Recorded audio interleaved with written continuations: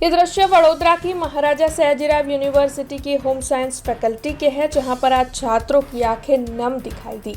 दरअसल जैसे ही फरवरी माह शुरू होता है, छात्र विभिन्न तरह के डेज मनाना शुरू कर देते हैं। उसी के तहत होम साइंस फैकल्टी पर आज छात्रों की ओर से सिग्नेचर डे मनाया जा रहा था। तब सिग्नेचर डे मनाते हुए छात्र एक दूसरे के साथ अपनी दोस्ती के पलों को याद करते हुए रोते हुए नजर आए थे। અમે લોકો faculty of family and community સાયન્સના સ્ટુડન્ટ્સ છે, લાસ્ટ યરના સ્ટુડન્ટ્સ છે।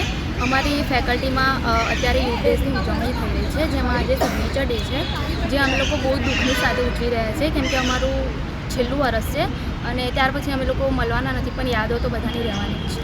हमसे जुड़े रहने के लिए हमारे YouTube चैनल को सब्सक्राइब करें और नई वीडियो की नोटिफिकेशन के लिए बेल आइकॉन को दबाएं।